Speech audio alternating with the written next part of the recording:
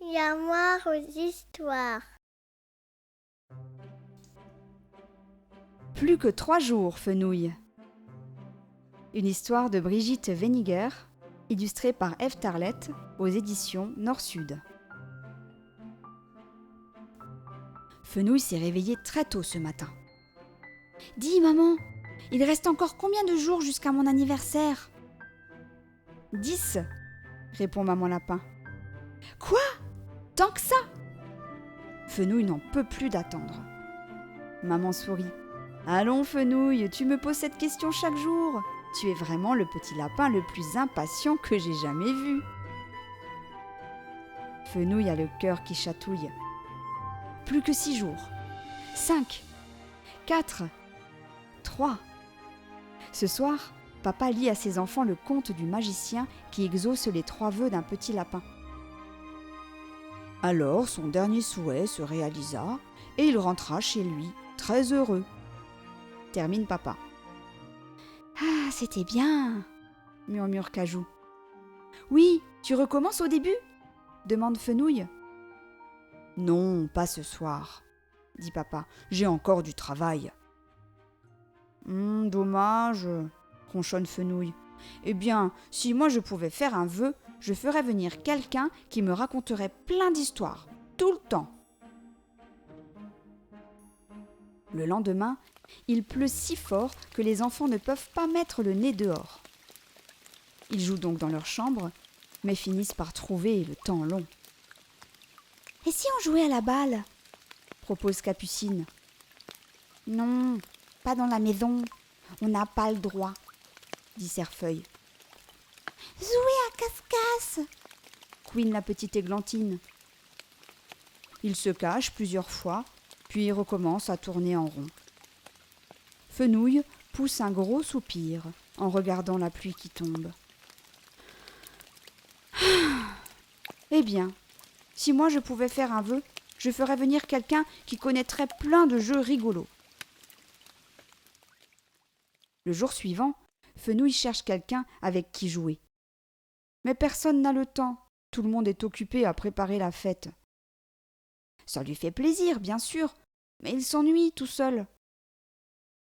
Alors Fenouil réveille Racine, son petit lapin de chiffon, et lui dit à l'oreille : « Eh bien, crois-moi Racine, si moi je pouvais faire un vœu, je ferais venir quelqu'un qui aurait beaucoup, beaucoup de temps, rien que pour moi. » Arrive enfin le grand jour. Joyeux anniversaire, joyeux anniversaire, joyeux anniversaire. C'est en chantant que ses frères et sœurs viennent réveiller Fenouil. Puis Cerfeuil lui passe un joli collier autour du cou. « Tiens, je l'ai fait pour toi. » Fenouil rayonne. « Merci, que vous êtes gentil. » Mais pour les autres cadeaux, il faut qu'il attende. Il ne les aura que cet après-midi, au moment de la fête. Comme c'est long. Lorsqu'enfin il a le droit d'entrer dans le salon, Fenouil s'étonne. Où est son cadeau ? Mon cher petit Fenouil, commence papa, maman et moi avons entendu tes souhaits et nous avons trouvé le cadeau que tu voulais. Seulement voilà, il est si grand qu'on n'a pas pu l'emballer. Alors nous l'avons caché dans la maison. À toi de le chercher. Le cœur de Fenouil fait des bonds. Un cadeau géant, pour lui. Qu'est-ce que ça peut bien être ? Il se met à fouiller toutes les pièces. Rien dans sa chambre. Rien dans la cuisine non plus. Et sous le grand lit de ses parents ? Oh non, toujours rien. Alors peut-être là, dans le garde-manger. Grand-père ! Grand-mère ! Fenouil leur saute au cou et les embrasse. Ses grands-parents éclatent de rire. « Eh oui, ton cadeau cette année, c'est nous. Regarde, nous t'avons apporté un gros sac rempli de temps. Du temps pour raconter des histoires, pour jouer et pour faire tout ce que tu voudras. » D'autres surprises attendent encore Fenouil. Tony, son meilleur ami, lui a déniché un joli cristal. Capucine et Cajou, des petits bols pour Racine. Églantine, elle, lui tend la joue en murmurant Bisous, bisous. Et elle lui offre un gros baiser. Grand-père et grand-mère lui donnent encore un beau livre de contes. On pourra t'en lire un tous les jours, dit maman.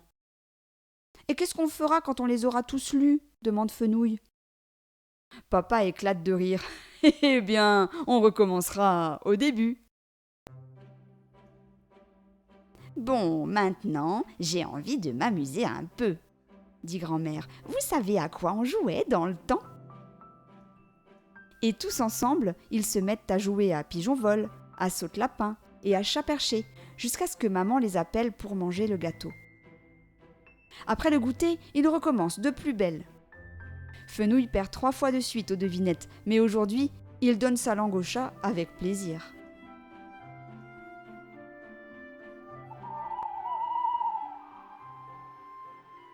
Ce soir, c'est Fenouil qui choisit l'histoire qu'ils vont écouter avant d'aller dormir. Et c'est lui qui tient le gros livre tandis que grand-père commence à lire de sa voix grave. Puis, en secret, grand-mère et lui leur racontent encore toutes les bêtises qu'ils ont faites quand ils étaient petits. Ça, ce sont les histoires préférées de Fenouil. Il pourrait les écouter pendant des heures. Mais il tombe de sommeil. Oh, c'était mon plus bel anniversaire, murmure Fenouil en bâillant. Et quand ce sera votre tour, dites-moi si vous avez envie d'avoir un petit lapin pour jouer avec vous et vous faire des câlins. Je viendrai. Votre cadeau, ce sera moi. D'accord, dit grand-père en souriant. Et Fenouil s'endort, blotti dans ses bras. C'était Plus que 3 jours, Fenouil. Une histoire de Brigitte Weniger, illustrée par Ève Tarlette, aux éditions Nord-Sud.